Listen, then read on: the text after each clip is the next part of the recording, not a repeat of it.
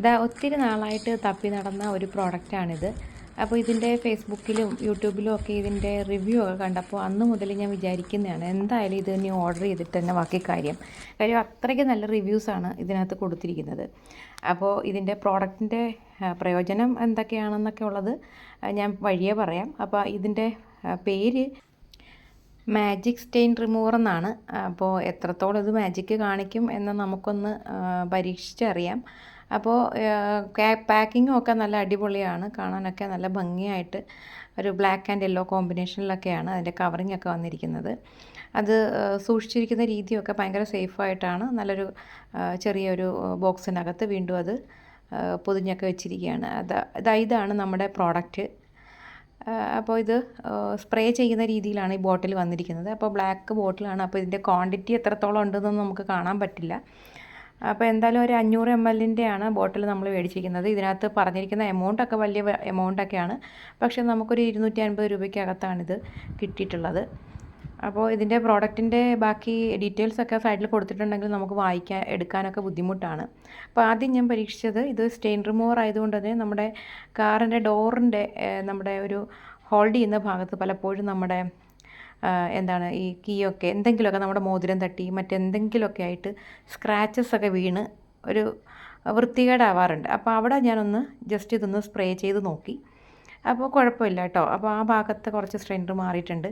പിന്നെ ഞാൻ നോക്കിയത് ഇതുപോലെ നമ്മുടെ ഫ്രണ്ട് ഡോറിൻ്റെ ലോക്കാണ്. അപ്പോൾ ഇത് ഒരുവിധം കളറൊക്കെ മങ്ങി ഗോൾഡൻ കളറായിരുന്നു. ഇപ്പോൾ അത് ക്ലാവൊക്കെ പിടിച്ചിട്ടുണ്ട്. അപ്പോൾ അതിനകത്ത് കുറച്ച് നേരം ഒന്ന് അടിച്ച് വെച്ച് നോക്കിയിട്ടുണ്ട്. അപ്പോൾ അതൊന്ന് നന്നായിട്ടൊരു പേപ്പർ അല്ലെങ്കിൽ ഒരു തുണി ഉപയോഗിച്ച് ഞാനൊന്ന് ജസ്റ്റ് ഒന്ന് തുടച്ചു കൊടുത്തു. പക്ഷേ വലിയ വ്യത്യാസമൊന്നുമില്ല. അതിൽ പിടിച്ചിരിക്കുന്ന പൊടി പോകുന്നു എന്നല്ലാതെ അതിനകത്ത് പിടിച്ചിരിക്കുന്ന ക്ലാവ് ഒന്നും പോകുന്നതായിട്ട് എനിക്ക് ഫീൽ ചെയ്തില്ല. നിങ്ങൾക്ക് കാണാൻ പറ്റുമല്ലോ. അപ്പോൾ ഞാൻ നന്നായിട്ടിത് പ്രസ് ചെയ്ത് ഉരയ്ക്കുന്നുണ്ട്. ഇനി ഇത് കൂടുതൽ നേരം വെച്ചിരുന്നാൽ ചിലപ്പോൾ ഇതിനകത്ത് കളർ ചേഞ്ച് എന്തെങ്കിലും വന്നാലോ എന്ന് പേടിച്ചിട്ടാണ് ഞാൻ പെട്ടെന്ന് ഇത് മാറ്റിയത്. പിന്നെ ഞാൻ പരീക്ഷിച്ചത് നമ്മുടെ ഒരു സ്റ്റീൽ പൈപ്പിലാണ്. അപ്പോൾ അത് കുഴപ്പമില്ല. നമ്മുടെ ഒരു സ്റ്റെയിൻലെസ് സ്റ്റീലാണല്ലോ. അപ്പോൾ അതുകൊണ്ട് തന്നെ ഇത് അടിച്ചൊരു 2-3 മിനിറ്റ് കഴിഞ്ഞപ്പോൾ തന്നെ എനിക്ക് കാണാൻ പറ്റി അതിനകത്തുനിന്ന് ചെറുതായിട്ട് കളർ ചേഞ്ച്, അതായത് ഈ അഴുക്ക് മാറുന്നതായിട്ട് നമുക്ക് കാണാൻ പറ്റും. അപ്പോൾ ഇതിനകത്ത് കുറച്ച് വർക്കിംഗ് ആയിട്ടെന്ന് എനിക്ക് തോന്നി കേട്ടോ. അപ്പോൾ ഈ പൈപ്പിനകത്താണ് നമുക്ക് ഏറ്റവും കൂടുതൽ എനിക്ക് തോന്നുന്നത് ഇതിനകത്ത് കറയും അഴുക്കും പൊടിയൊക്കെ ഉള്ളത് തൂത്തെടുക്കാനായിട്ട് നമ്മളിത് ഹെൽപ്പ് ചെയ്യും.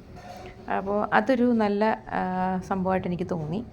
മിക്കവാറും നമ്മുടെ ബാത്റൂമിൻ്റെ ടാപ്പുകളും പൈപ്പുകളും ഒക്കെ ഇതുപോലെ വെള്ളമൊക്കെ തുരുമ്പ് വന്നിട്ട് ഇതുപോലെ ഇരിക്കാറുണ്ട്. അപ്പോൾ ആ ഭാഗത്തൊക്കെ അടിച്ചു കൊടുത്ത് ഒരു 2-3 മിനിറ്റ് വെച്ചിട്ട് നന്നായിട്ടൊന്ന് സ്ക്രബ് ചെയ്തെടുത്തു കഴിഞ്ഞാൽ നല്ല വെട്ടിത്തിളങ്ങുമെന്ന് എനിക്ക് തോന്നുന്നുണ്ട്. അപ്പോൾ ഇത് സക്സസ് ആയി കേട്ടോ. അപ്പോൾ ഇനി നമുക്ക് അടുത്തത് ഇതുപോലൊരു ഡോറിൻ്റെ പിടിയാണ്. അതും ഒരു സ്റ്റെയിൻലെസ് സ്റ്റീലാണ് നമ്മുടെ ഡോറിൻ്റെ ഹാൻഡിൽ.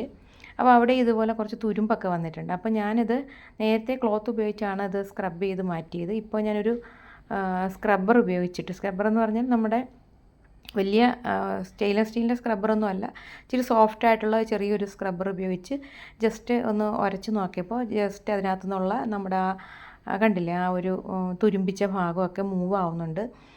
അപ്പോൾ അത് കുറച്ച് നന്നായിട്ട് തോന്നി. നമ്മുടെ എല്ലാ ഡോറിൻ്റെ ഹാൻഡിലും മിക്കവാറും ഈ സ്റ്റെയിൻലെസ് സ്റ്റീലാണെങ്കിലും ചെറുതായിട്ട് ഒരു തുരുമ്പിക്കുന്ന പോലെയും കളർ ചേഞ്ച് വരുന്ന പോലെയൊക്കെ കാണാറുണ്ട്.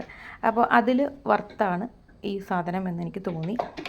അപ്പോൾ അങ്ങനെ ഏറെക്കുറെ പറഞ്ഞാൽ ഒരു 50% to 60% ഞാൻ സാറ്റിസ്ഫൈഡ് ആണ്. പക്ഷേ ബാക്കി ആദ്യം ഇവർ ഈ റിവ്യൂവിൽ പറഞ്ഞിരിക്കുന്ന പോലെ അത്രയൊന്നും നമുക്ക് ഇതിനകത്തുനിന്ന് സ്റ്റെയിൻ റിമൂവ് ആവുന്നില്ല.